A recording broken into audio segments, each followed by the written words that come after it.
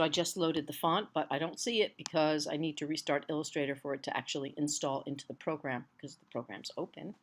And I will save this as mood board exits mystery. Okay, there's where it's going to go. I'm going to sort it later. Whispering because it's top secret. Okay, so I'll quit out of Illustrator. And I will not save these changes, and I will restart Illustrator again. And I should probably be pausing the recording so that you don't have to. Okay, so I have relaunched Illustrator, and I'm going to triple click on my text to select it. Click the font, type the letter D, and I still don't have the font. Doesn't, oh yeah, parents, yeah, reading is fundamental. P, that's what I mean. Thank you. Parents suck. I didn't mean that you suck because I don't even know if you're a parent. All right. So what do you think this is the font for? What do you think my art movement is? If I think this is like the thing for it, what do you think? Any guesses? Surrealism? It could work for surrealism. The what thing? The finger painting thing? What's that? Someone say that? Finger painting thing? Graffiti. It could definitely be graffiti. There's one more I think it could really work for. Well, yeah, it could be degenerative. That's still not the one. I was thinking Fauvism. So like crazy painting style, you know? But I might have to do some more editing to that. So that's my style here. That is my art movement. Fauvism. Fauvism. Might be kind of good to have some of these letters be smaller. That might kind of give it the more Fauvi sort of insanity that it needs. It needs something insane. All right, so this letter is selected, and I'm going to click up here in this control box. And if I use the up arrow, I can resize things 1 point at a time. Shift arrow will move things 10 at a time. So when you're trying to size type, making things different letter sizes, you can click up here in the size field for that character and up arrow on your keyboard and click shift down 10. All right, so there's my Fauvism type. Whoa, I do not want to do that. Although, you know, that was like a really good happy accident. So I'll have to say, some people will really freak out if you mess with their typeface like that. Or some people think that that's a really bad thing to do, like it's a non, kosher design move. But I'm not sure it is. I'm kind of digging that. And for a couple of reasons. One is it lets me show you exactly what I was talking about earlier regarding kerning pairs.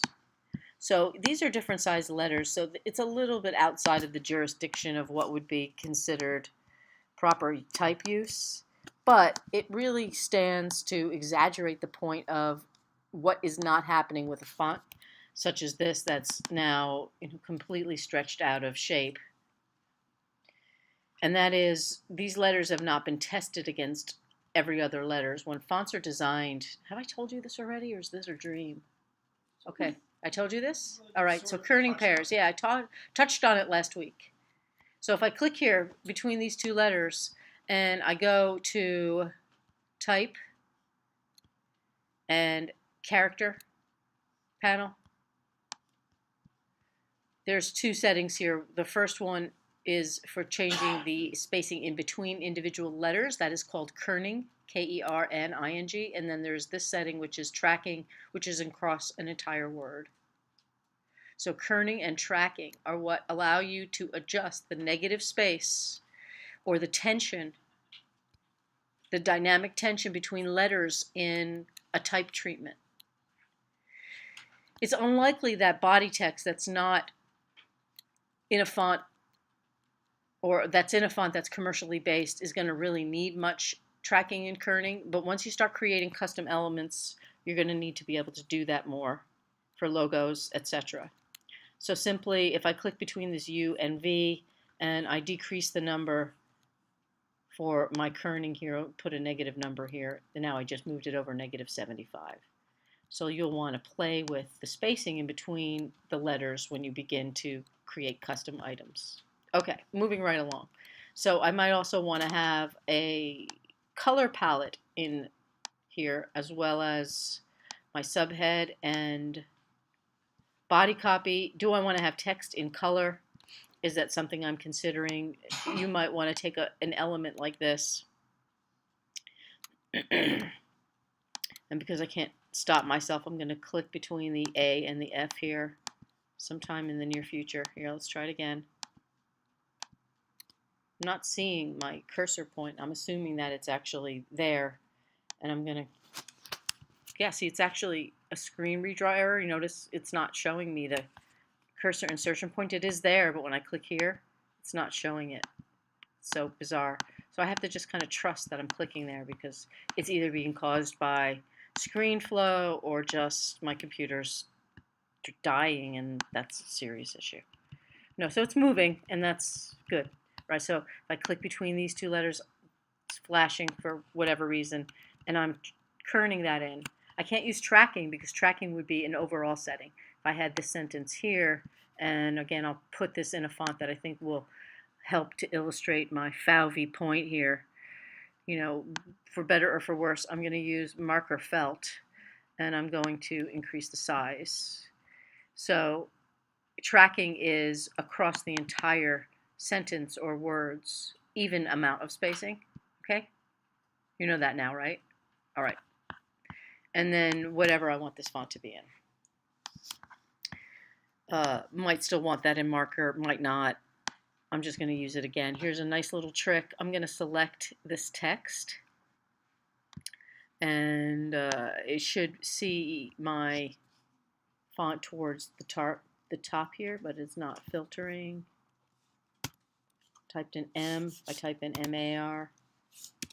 MAR. It should take me right to that font. If I can type. There we go. MAR. Marker felt. Thin. Okay. And again, here I'll resize the type. Now, color palette. Falvey's used some pretty bright, intense colors. Might be interesting to look at it just as a palette. So I'm going to start with, after doing much research, I know that I'm probably going to need some intense reds and orange. This is not, I don't think the Falvey's color palette is like highly sophisticated.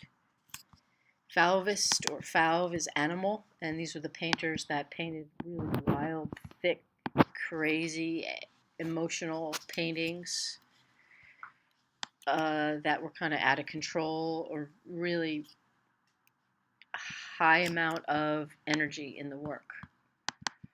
The painting style as well as the color being really brash. So the colors are very, very raw and primary with a lot of black, a lot of bright colors. I can duplicate these colors here by dragging across. So now I have another set of 3 colors, and I'll give these some more shades. If you want to create a color palette based on existing colors, there's a way to do that in Illustrator by blending color together, which this palette, not so much about that. Right, last thing I'm going to put here and show you another couple of resources. Right, so there. All right, so this is my guess on my Falvey's color palette. I'm going to tab over and take a look at some Falvey's painters.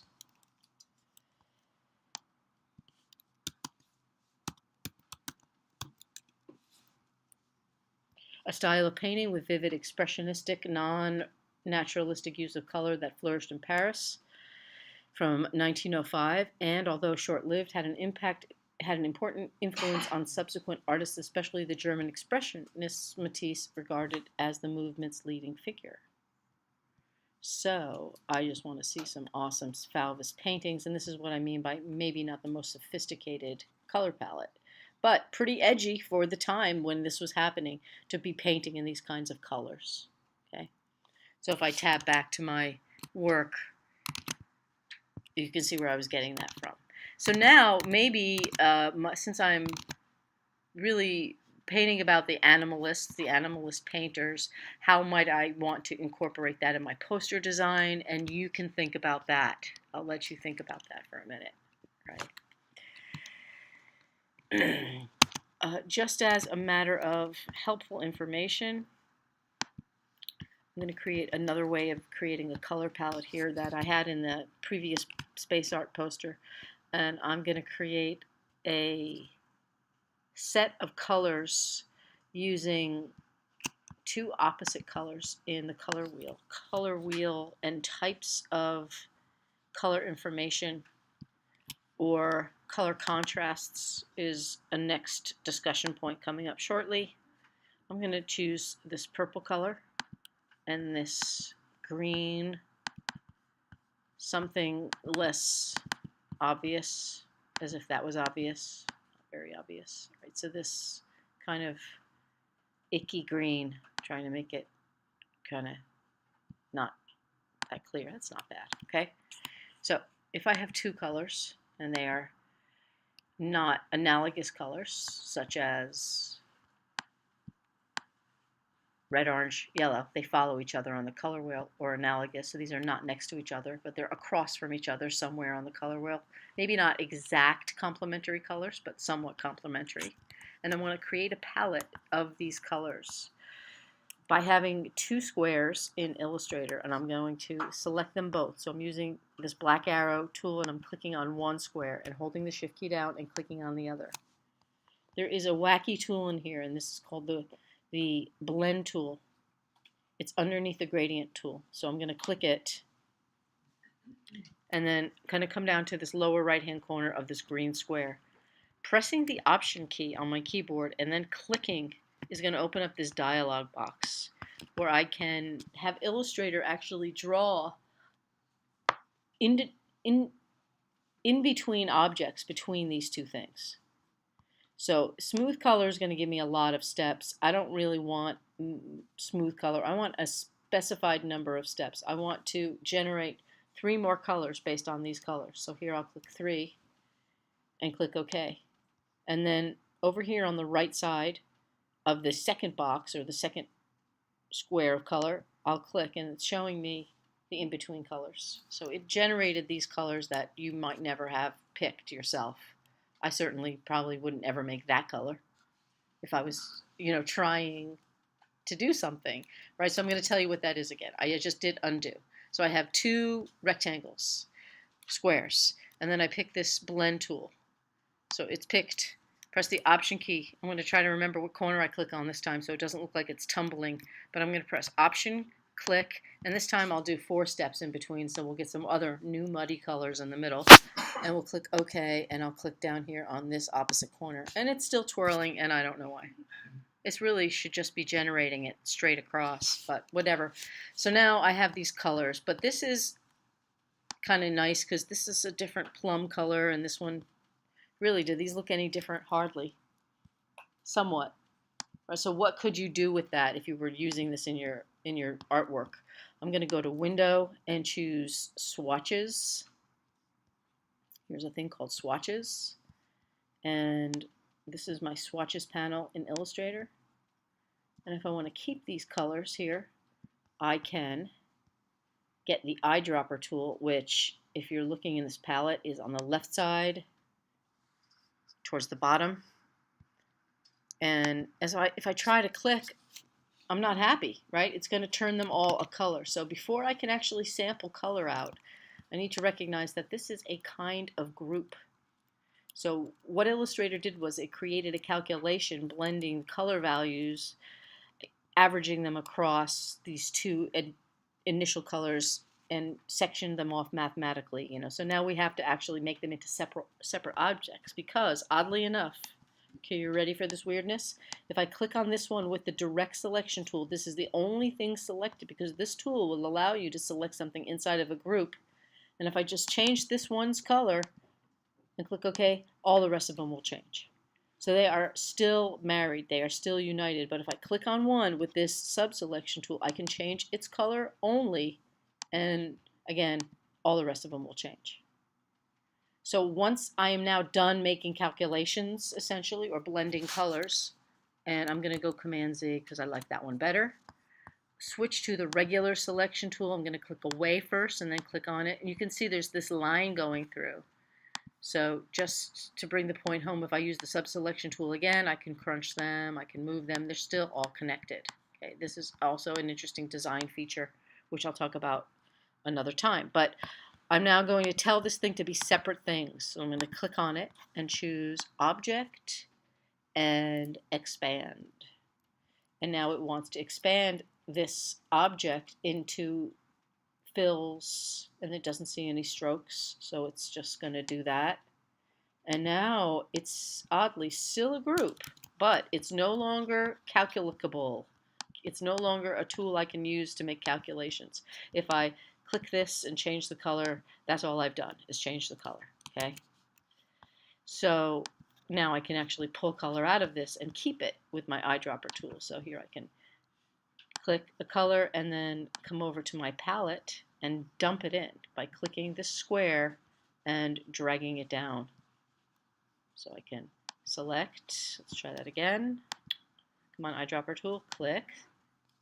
Oh, I better unselect this other thing here. So sub-selection tool, click, eyedropper, click, and then here's the color up in this little square. Okay. Here I can move it over to where I want it to be. Sub-select tool, click away, click on the square I now want, and grab the box and put it. It doesn't want to go now. Yay! Okay. All right, so last one, I'll click away. Get the idea? Yes?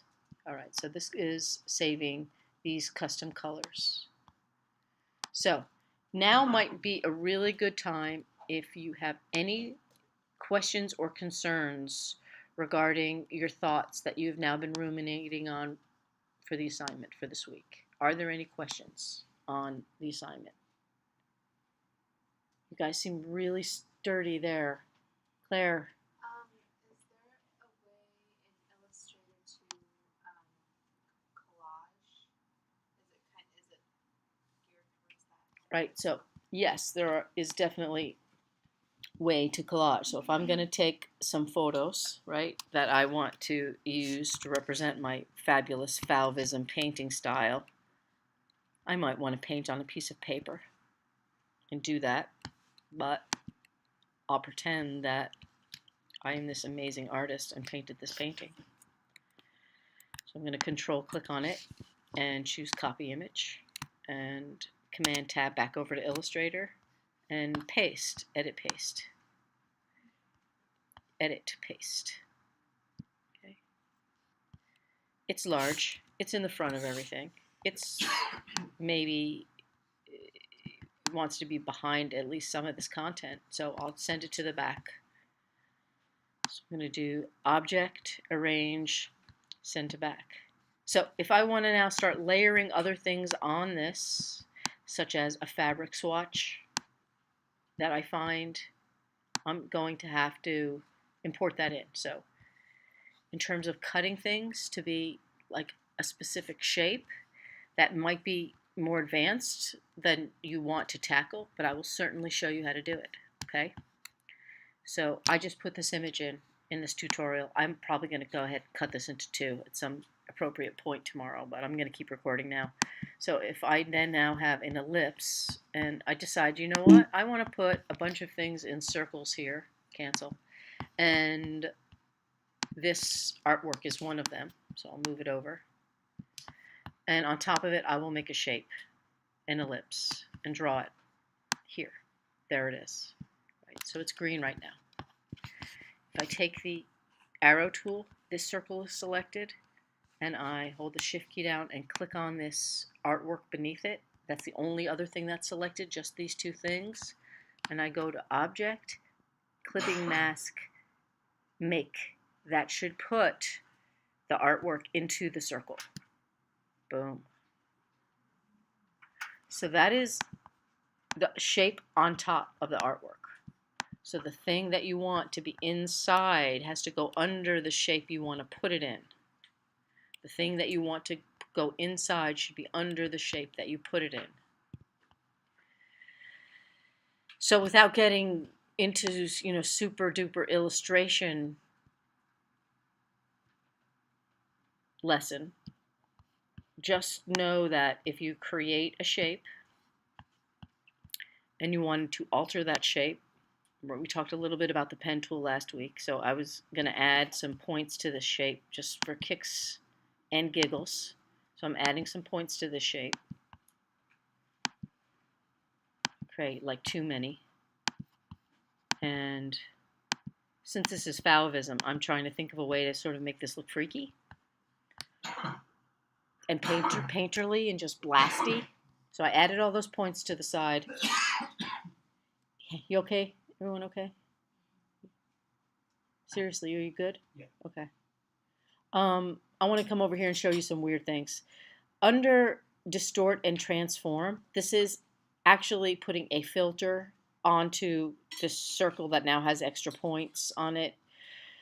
These different effects that you can run on an Illustrator artwork. So this one's called Pucker and Bloat. And here I can pucker it. I'll click on preview so you can see what's happening here. So I just randomly clicked on the circle with the pen tool adding points. And so pucker would do this and bloat will puff it out. That's sort of more pop art there, right? That's your daisy for your pop arts. But this I feel like is a little bit more, Fauvistic. And so now I have that shape, but I want to put something else inside of it that I don't have yet. Maybe what I want to do is just put these colors inside of it, which turns out to be really super lucky for me because I had the colors there before I drew the wacky shape, right? The color was there. So these blocks are underneath the wacky shape, the bursty shape as it would be. Here, I want to start working with these boxes separately, so I need to do this, which is I already expanded, but now I'm going to ungroup. And if I click away, now they're separate objects, and they were also created before the super blob. And I have that color, so I'm just going to pick this one and call it quits here. I'm just going to make this larger. All right, good enough. So, same thing again. I have to select all of this stuff. This is all stuff. It is now selected. And this is, again, an effect I did on a circle. And I'm going to choose Object, Clipping Mask, Make. And it's a circle. So sad. Okay, so here's what I'm trying to make really clear. I'm going to undo that. I'm going to select this shape. Before I can have it become a clipping mask, I have to tell it itself to expand appearance. Once I expand the appearance, I can't filter it anymore. It's kind of ungrouped also. So Illustrator has so many weird things in here. So again, I'll select the whole batch and I'll choose Object, Clipping Mask, Make. Okay? All right, I'm going to pause and or stop at that point, but I think you're starting to get the idea of what you can do. So pause.